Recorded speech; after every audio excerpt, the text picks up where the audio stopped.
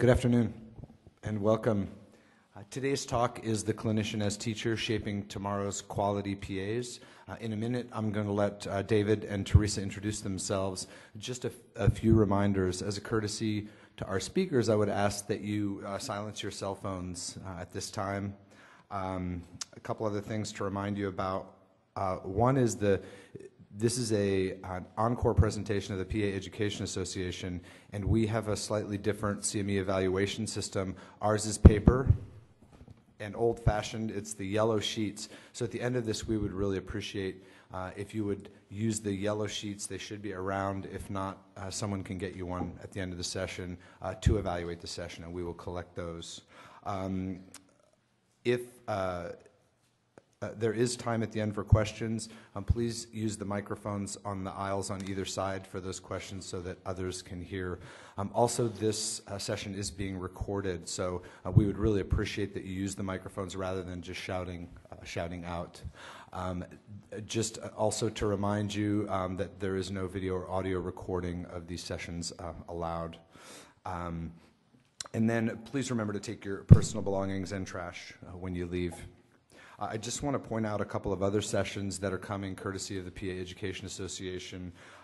Coming later this afternoon is new benefits to being a preceptor. So that's a talk on really targeted for those folks who are interested or just starting out or actually experienced also, but it's really focused on preceptors and those interested in precepting. And then the other talk that's on the agenda is exploring the transition from clinical practice to PA education. So those of you who are thinking you might be interested in getting into PA education, that will be tomorrow at 11 in this room. So without further ado, David and Teresa, thank you.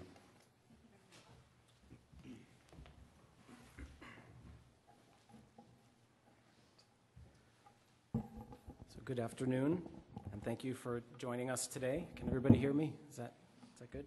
Okay, so the title of our presentation today is The Clinician as Teacher, Shaping Tomorrow's Quality PAs, session number 3268. My name is David Brissette, and I'm the Interim Program Director at the Yale PA program. And I'm joined by my colleague, Teresa Thetford, who is the founding Program Director of the Marshall B. Ketchum Physician Assistant Program in Southern California. Just a little bit about this presentation. It was conceived probably, I think, in the spring of 2012, we were approached by the Department of Emergency Medicine to talk to the emergency medicine PAs and nurse practitioners about teaching in the clinical setting. And so Teresa and I put together a presentation for that session and then adapted it for PAEA this past fall. And so we're honored to be here, asked to come back today to talk to you a little bit more about the clinician as teacher. So thank you to PAEA and thank you also to AAPA for having us. So we have no affiliations, no financial arrangements or other direct interests to disclose.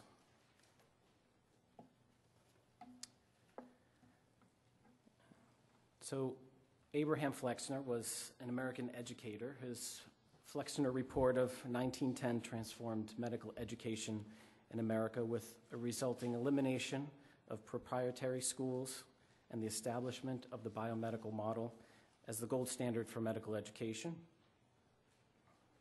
and training. He later went on to evaluate the British medical system, and at that time he said that it is still supposed that because a man is an accomplished physician, he is an excellent teacher. And it seems, despite the passage of time, some things remain the same. I think we could adapt this quote to say that it's still supposed that because a man or a woman is an accomplished clinician, he or she is an excellent teacher. We can't look the other way any longer. We have lots of resources available to us and lots of evidence-based information that necessitate helping our clinicians become better quality teachers. And the good news is you don't need an advanced degree to be a good clinician teacher, just a few tools in your back pocket to help seize opportunities for teaching across the pedagogical landscape. So I just have a few questions. How many of you have been clinical teachers without formal training in education? Okay, I'll raise my hand too. Okay. How many of you have become preceptors within 1 year of graduating or became preceptors within 1 year of graduating PA school? Okay, all right. And how many of you are interested in becoming a preceptor? Maybe you haven't yet. Okay, good, good, good. All right. So I'll just review the objectives of this session. At the conclusion of this session, participants will be able to describe the role of the clinician educator, discuss key attributes to quality teaching in the clinical setting, identify barriers to quality teaching in the clinical setting, discuss methods to help clinical preceptors become better clinical teachers, and discuss strategies for clinician teachers that will enhance quality learning, teaching, learning, and evaluation of students. So I'll just review a brief case scenario. We have our learner who is speaking with her clinician teacher. So my assessment is Ms. Jones is a 38-year-old woman with two-day history of right-sided pleuritic chest pain, shortness of breath, and hemoptysis with left calf swelling. I am most worried about a PE from a possible DVT, especially because she has had a DVT in the past. Our clinician says, what was that, right? PE? I already ordered the labs, an EKG and a chest x-ray before you saw her. How many of the Wells criteria does she have? Our learner says, well, what are the Wells criteria? Our clinician pauses. Looks like we have got a new patient at room 11. Good question. Why don't you look it up tonight? Anyway, how about you finish Mr. Smith's discharge instructions and see the patient in room 11? How many of us have found ourselves in that situation where we've been sort of, our educational experience has been diverted? Okay. Our next case is a PA student, second-year PA student who's in the third week of her primary care rotation, and she comes to our office crying, stating my rotation isn't going well. And we asked that student what's going on, and she says, my preceptor rarely acknowledges me, and I tried to engage my preceptor, but feel that I'm just getting in the way. And this is a scenario that we as PA educators encounter from time to time. Thank goodness it doesn't happen very often, but it still does periodically. And if it doesn't unfold like this, sometimes we'll see a similar discussion in student evaluations of the clinical site and or the preceptor. And in this case, I think we can sense the powerlessness and the student's fear of potentially bringing forth these concerns to her preceptor. And this is not the environment that's conducive to learning. However, learning in the clinical setting can be a rewarding experience for both preceptors and for our students. So why do we care about this topic? So I'll briefly review 3 reasons why we do care about it. As many of you know, the PA profession is growing exponentially, and as such, the PA training programs are growing at a rapid pace. From 2012 data, there are 170 accredited PA programs with approximately 70 more in development, some form of development stage over the next 3 to 4 years, which means there are going to be a lot more students rotating in our hospitals, clinics, emergency rooms, et cetera, and we're going to need a lot more PA preceptors. Number 2, many clinicians want to be better at teaching, but unfortunately there are a lot of competing pressures to become the ideal clinical teacher. However, it is important that our clinician teachers are effective when precepting students. Perhaps it will be your outstanding teaching that will inspire a student to follow the path that you have traveled, and that may translate to a student becoming an effective preceptor later on in their career. So hopefully today we'll impart to you some tools that can help you to be the best clinician teacher that you can be. And lastly, in our research for this topic, Hadet and Stein, in their article, The Role of Student-Teacher Relationships in the Formation of Physicians, the Hidden Curriculum as Process, the authors stated that most students at some time in their training will be told about the parallel meanings of the words teacher and physician.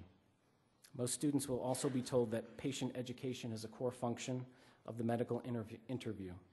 In a sense, we as teachers are participating in the formation of not only diagnosticians or problem solvers, but also educators as well. The relationships we form with our students will be key sources of experience that those students will draw upon when they find themselves in the role of teacher with their patients and hopefully with students at some point after graduation.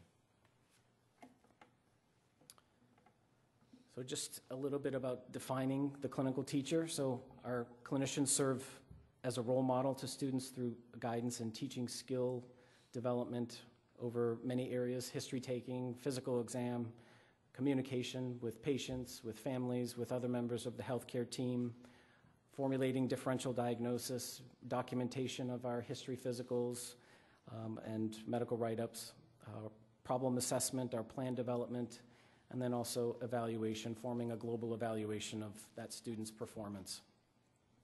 And as you see here, PAEA has put forth a few handbooks to help our PA educators and clinician teachers. And these resources can be obtained through the PAEA website, or perhaps a PA program that you're affiliated with may have adapted some of this material or created their own preceptor handbook. So if you don't have a copy of a preceptor handbook, either from PAEA or a PA program that you're hosting students, I would encourage you to seek those out, because those can be very helpful. So a little bit of background on the clinical teacher. And as we discussed, many of us have had little formal education in precepting or educating students. Our time constraints sort of put a limit on obtaining that formal education. The teaching role sometimes is an expected part of the job, especially in cases where you're affiliated with a teaching institution and teaching is part of the mission. Just sort of comes along with the job responsibilities. And then often a preceptor becomes a clinical teacher simply because they're available. How many times have we been confronted with situations where we're really not sure what to do in the teaching setting? Sometimes we just fly by the seat of our pants, just like maybe was done with us in the past. And it would be useful to turn to a set of guiding principles that can help us in our endeavors to teach. So, refocusing a little bit on the expectations of teachers in medicine. There's a lot just required of us as teachers, never mind the daily routine of clinical patient care. So we have to have this vast medical knowledge. We have to have good clinical skills. We have to be good communicators. We have to help facilitate learning. We have to be lifelong learners ourselves. We have to do lots of role modeling. We have to be able to evaluate our students and also integrate technology into that teaching as well. So we're jugglers. We're managing lots of areas of expertise. The clinician-teacher roles and responsibilities can be very diverse, and they may teach a variety of learners, each of whom have different learning goals and objectives. The teaching settings may vary from clinic to the hospital to the classroom to small group seminars or simulation demonstrations, and cover a diverse pedagogical landscape. So, key attributes of quality teaching in the clinical setting. Huggett and colleagues surveyed students to identify what are those key attributes of quality teaching in the clinical setting. And the first one is professional expertise. Students described 4 aspects of professional expertise demonstrated by preceptors, one being communication skills with patients, ability to develop rapport with patients, 3, medical knowledge, and 4, patient education skills. The next quality, actively engaging students in learning. So preceptors' ability to engage students in learning was described as the actions faculty took to ensure teaching and learning were not limited to just shadowing or mini didactic sessions. Students described preceptors who connected basic science knowledge with clinical experiences, extended learning beyond the patient encounter, for example, discussing a case after seeing a patient. They included the student in team activities. They assigned meaningful tasks such as phone duty, calling consults, speaking with family members, demonstrating activities such as exam skills or prescription writing, and encouraged true hands-on learning. The next quality is creating a positive environment for teaching and learning.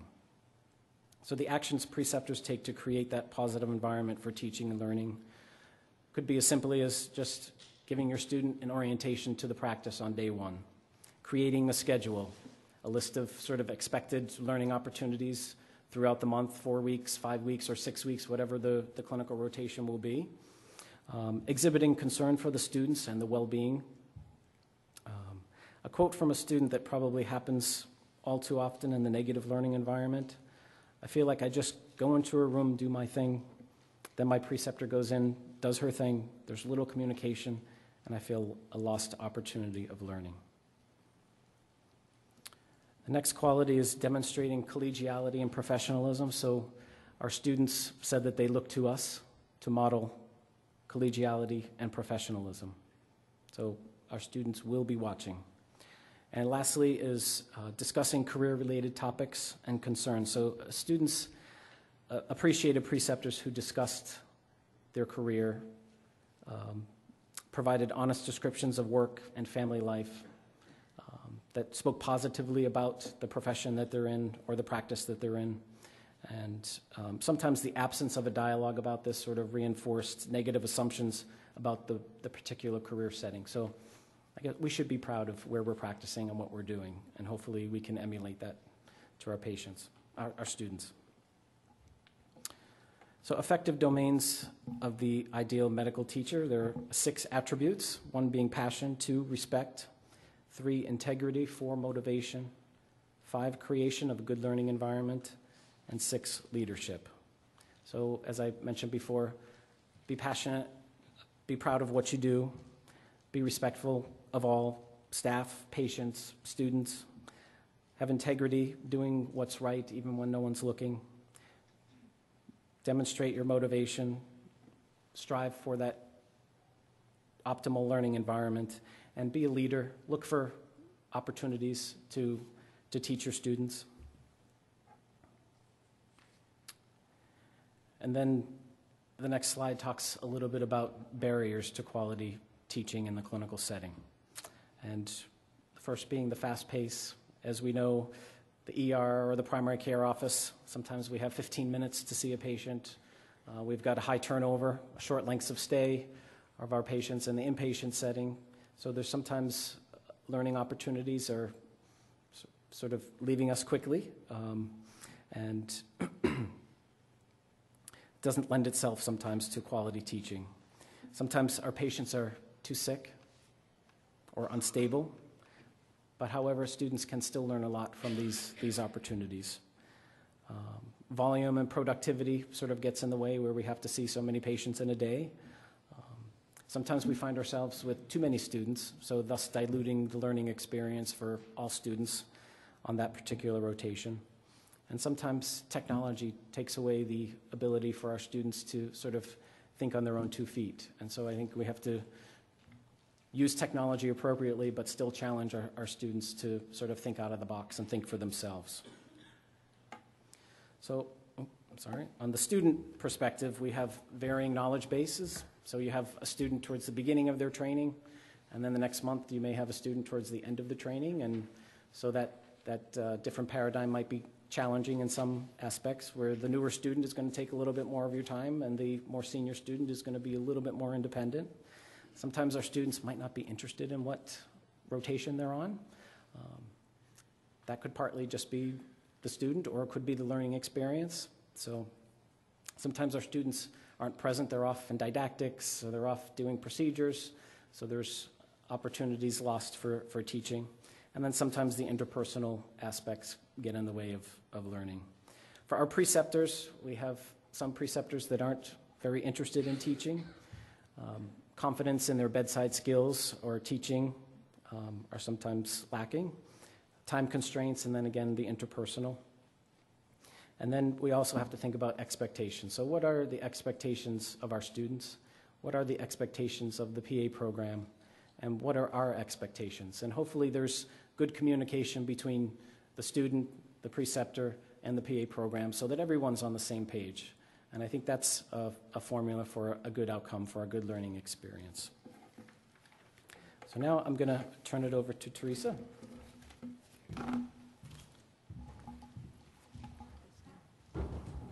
Thank you, David. Can you guys hear me okay? So thanks again. My name is Teresa, and thank you, David. David's provided us with the background of this topic to include the who, what, where, when, and why. So now I'm going to talk with you about the how. How are we going to implement and help our clinical preceptors become better clinical teachers? We did a lot of research on this, and in this literature review, we found that there are a lot of suggestions on how to be better clinical preceptors. And I'm going to discuss 3 of those methods today with you. Those 3 methods include the FourStep Method, the 1-minute preceptor, and something called GRADE, which is referring to an evaluation process of our students. So the FourStep Method is basically a method to help our clinical teachers become more effective clinical teachers, better teachers, if you will. There are 4 steps, as the name implies: assessing the learner, determining the instructional content, determining the instructional method, and then determine the effectiveness of that instruction. So on assessing the learner, we do this already when we see a patient, right? We go and we elicit a really good history and make sure that we start out with that good history. But for some reason, we don't always do it when we have a new student joining us. So one of the first steps to assessing your learner is find out maybe what rotations they've already gone through. How many rotations have they gone through? What is their base medical knowledge at that point? What skills do they know? And working together with the student and really getting to know that assessment will help you go to step 2, and that's determining what instructional content you need to include. And that can be just determining their needs. It helps transition that content into actual learner experience. Excuse me, I have a dry throat today. Using that to more effectively have your communication, go over procedure skills or professionalism or whatever you've identified will really be goals for helping them get the best learning experience in your rotation. Determining what instructional method actually is determining based on 3 different well-known methods, and that's the didactic method, Socratic method, and basically using a demonstration. Didactic is what we're all familiar with, and that's the lecture format. It implies a passive learner. They sit there and they listen and take in what you're saying. We can learn so much from that, but it's good to try and be more of an active learner. So sometimes, especially even on a busy day, you can take that didactic point and perhaps talk your way through while you're evaluating a patient. Let that learner hear the rationale of why you're doing things the way you're doing them. It helps kind of make them more of an active learner in that. Didactic learning also can be part of being participant in grand rounds. The second point on that is Socratic, and Socratic is where we ask the student questions. And I think we kind of think back to when we were all students, and we have that slang term of calling pimping a student, right? We ask them a whole bunch of questions. Kind of rapid fire. We don't really care if they know the answer. Maybe we're just trying to, or I've known people that I think look like they're trying to show how much knowledge they have instead of really trying to find out what the learner knows. So the Socratic method is rather really trying to find out that answer from the student. Formulate the question so that they can actually require some type of synthesis to answer that question. And, give them time to answer the question if you're asking it. Don't just, ask 5 questions and then walk away. They haven't even had a chance to try and answer that. So true Socratic method is asking an appropriate question and waiting for an answer and helping them with that. And then demonstrating is just as it implies. You can either demonstrate a skill or a procedure or an assessment and then explain what you're doing while you're doing it. You can also reverse it and have the student or the learner demonstrate something and narrate to you what they're doing, and that way you can evaluate that demonstration as well. And the fourth point on this four-step method is determination of the effectiveness of your instruction. And just as that sounds, that's evaluating, did the student learn what I'm hoping or what I think they learned? You can ask them questions for that. The other thing that is often very effective is asking the student to reflect on how they think they did. Sometimes it's asking them, how do you think you did today or with that patient?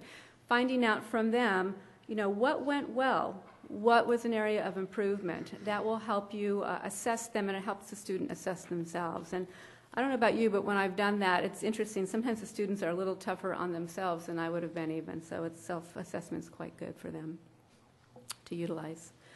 Okay, the second method is the 1-minute preceptor, and it's actually a really accurate and nice thing to have. It's a good Microskills set to use, and as the name implies, it can be done very quickly and quite accurately. In the early 1990s, Naher and colleagues developed 5 Microskills, and later in 2003 developed these skills into something they call the 1-minute preceptor.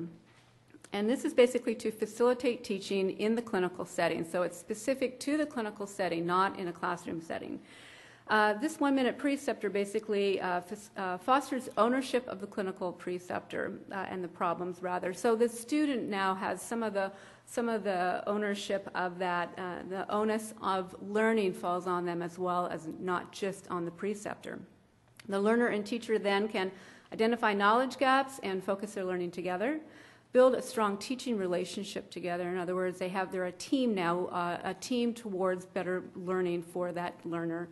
And this can also be quite helpful for newer teaching clinicians because they might need maybe more structure in how to be a better teacher, especially if they haven't had formal education in that.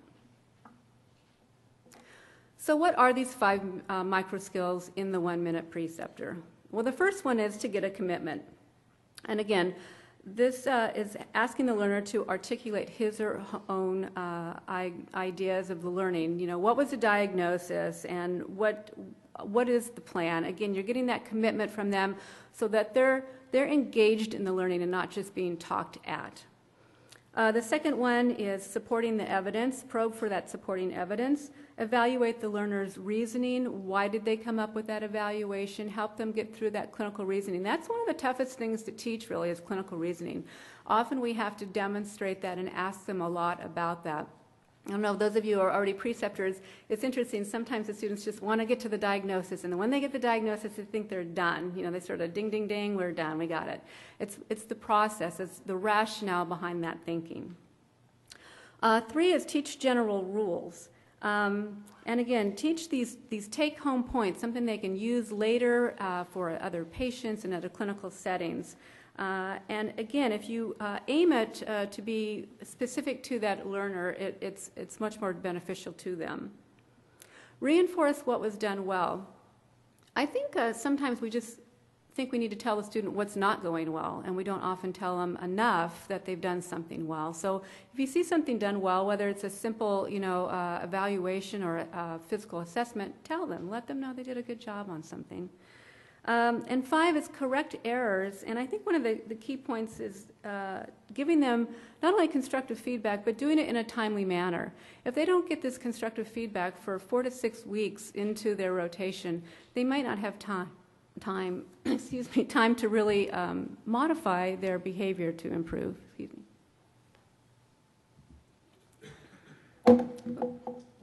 Okay. Strategies for quality teaching, learning, and evaluation. I'm going to digress just a little bit because there's a great book that came out last year by the PAEA. These authors are well-known PA educators, Danielson, Balwig, Vorbeck, and Sefcik. And the book is entitled Supervising Physician Assistants. So it's 4 preceptors. It's really a nice, easy-to-follow manual. It has some great ideas. I've broken down just into 3 concepts right now, and that's the teaching, the learning, and the evaluation that is part of this book.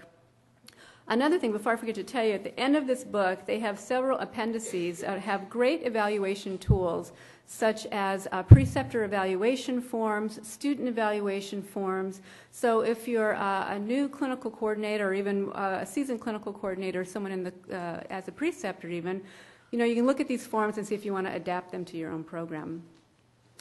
So teaching, what are the strategies for quality teaching? And some bulleted points are plan for the experience. Again, if you have a plan prior to the student getting there, decide what you're going to do with that student. What do they need to learn so that you really have some manageable goals. Provide an orientation. It might even just be brief, 30 minutes, show them around the place, introduce them to people. Where can they put their purse? Where's the restrooms? Don't just, I think when we show up, I don't know if this ever happened to you, it happened to me a couple of times. My first day clinical rotation, they'd say, oh, is today your first day? We forgot you were coming. It's not very welcoming. You feel like, oh my gosh, what am I going to learn on this rotation? So make them feel welcome and have a plan for them. Review educational objectives. It's really helpful. If the program hasn't already given you the students' learning objectives, ask for them. You should know what's expected of that student during the rotation with you. Clinical mentoring of the student activities. Be there with them. Ask them things. Make sure that you are mentoring through this process. Don't assume they know anything that you haven't asked them about. You know, where, again, that goes back to what we first talked about. What's their knowledge base? How many rotations? And then complete the student evaluation. We're going to come back to this a little bit more in depth in just a minute on some other slides, but the evaluation is actually quite helpful to the student and not just the program. So this point, I think, is often forgotten, and this is how strategies for quality learning. I think often we only put the onus on either the program or the preceptor, and a lot of the onus should be on the students. They are culpable. They're responsible for their learning as well. So some of the things that can help the student be more responsible is to remind them of these points. Tell the student, remind them to be present. This is their job. They need to physically be there. They need to work the hours that's expected of them in that clinic, and if they cannot be there for some reason, they need to let the preceptor know in advance. Have a discussion with the preceptors on a regular basis, again, regarding their progress and their needs. This is, again, the student going to the preceptor, asking them, how can I be better? What can I do to be improving on my medical knowledge, on my patient care, the whole thing. All students should complete any clinical assignment that's given them, which includes reading or perhaps a presentation or a project. If the preceptor has asked them to do that as part of their training, it's expected that they should do it. Students, and this is a really important point that I think sometimes we don't remind the students of often enough, on the program side anyway, is the students should be appreciative of having this opportunity with these preceptors. I think some students might walk in expecting like, okay, here I am, you know, it's time for you to teach me. And almost an arrogance, if you will. So we need to remind them to be respectful, be appreciative, and respectful not only to the preceptor, but to the staff, to the patients that are allowing you to learn with them. And certainly being gracious as well. And then should any conflict arise, students should be reminded that they need to go to the preceptor right away and or the program clinical coordinator or program director. So that's the students' part of it. And then evaluation. Again, I kept a little picture of here. This is all in this book. It's really a nice book. And again, it's very, if you want to call it an easy read, it's easy just to flip to if you're looking for something very specific answers. There's two parts to evaluating a student, and I think one of the key things is to avoid the pitfall, and that is only doing the evaluation at the end of the rotation. I think we've lost a lot of opportunity for growth of that particular student if we wait till the very end of the rotation. Sometimes, I don't know if any of you are in formal education from PA programs, but sometimes we don't even get the evaluations for weeks after the rotation's ended. Well, what do we do with that information at that point? It's really hard for the student to learn at that point. So having these ongoing evaluations throughout the program is important, throughout the rotation. Sorry, the picture got in the way there. I don't know how that happened. The second thing is on the ongoing evaluation, have those clear expectations so that the student knows what's expected of them. How can they attain those objectives if they're not sure what's expected of them? So be very clear on what's expected of them in your rotation with you, giving them that specific feedback. This brings me now to our third method that we're going to be talking about today, and that's the grade strategy for evaluation. So the grade strategy is actually an acronym, and that acronym stands for Get Ready, Review Expectations with the Learner, Assess, Discuss Evaluation at Midpoint, and End with a Grade. So the Get Ready is basically, as I've already talked about briefly, get ready, be ready for that student. The preceptor should know the objectives that are set by the program, should know what the student's trying to achieve on that rotation, and be familiar with the course. They should consider unique opportunities and challenges to your site. If you have something that's unique to your site that they may not get somewhere else, make sure that the student gets exposed to that area. And again, remind the student of what your expectations are for them as well. Review the expectations of the learner, find out in advance, give them that orientation. The program should give them these expectations in the orientation as well. And the more specific the expectations, the more likely the expectations are to be being met by the student. Assessing, again, assess throughout the rotation, give timely feedback, and not only timely but constructive, meaning the student knows how to take that information and improve. How can I improve based on this feedback? Discussing it at midpoint, again, some of this you can hear, there's a pattern in these books and these different ideas, you know, frequent, constructive, and throughout the rotation, not just waiting till the end. And end with a grade. And again, although in my opinion this sounds kind of like a no-brainer, why we all know that they're going to get a grade at the end, we need to allow sufficient time to teach them to and also importantly go over the evaluation, complete the evaluation in advance so you can talk to the student about their goals and their needs with them and not just something they read a month later in one of their PA program faculty offices. And also highlight items that they can work on and improve in the future. Now, in giving feedback, when we talk with different clinical preceptors, part of the problem is maybe it wasn't time, maybe they had the time and they talked to the student throughout the whole rotation, but really the problem was they were a little bit uncomfortable giving perhaps feedback that wasn't positive feedback. Maybe there was things that they knew they had identified as being a problem, but they were uncomfortable giving that negative feedback. So there's two things that we can do to help clinical preceptors, or if we are the clinical preceptor, will help us give constructive feedback that is positive and is not, hopefully won't cause an uncomfortable feeling for you or the learner. And the first thing is identifying the problem. Identify a specific problem so that you know how to help them and they know how to learn. This can be something like insufficient knowledge, poor clinical judgment, insufficient use of time, poor communication, or maybe even professional or unprofessional behavior. But if you can identify an area that they need to work on, that's much more helpful than just saying, yeah, you know what, you need to read more, or you need to see more patients. What does that mean? That's very vague, and it's hard to really do more with that. Once you've identified that problem, then you can actually communicate the learner's deficiency in a positive manner. They've listed a couple of things. Hufflin and Druck came up with a couple of bulleted points. So number one, set time aside at the end of every shift. Now I know that sounds impossible, but 10 minutes is probably pretty doable. Set 10 minutes at the end of every shift. Ask again what the student thought that went well and what they think they need to improve on. Then you can do the same. You tell them what you think went well and what needs to be improved on. And then together, mutually, you can determine what some objectives and some goals are on how to improve.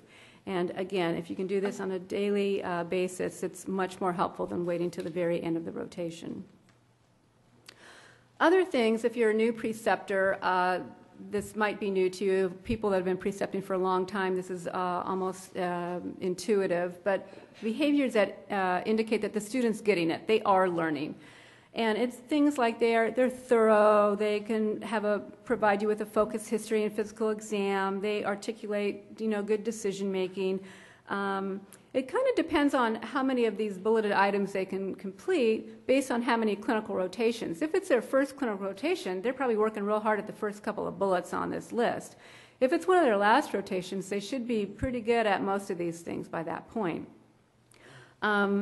So I think one of the key things here, though, is the third bulleted point from the bottom, where it starts out, is self-confident. Confidence is important, but more importantly, clinicians, as well as just students, but students should certainly know their limitations, and they should come to you with questions when they're unsure.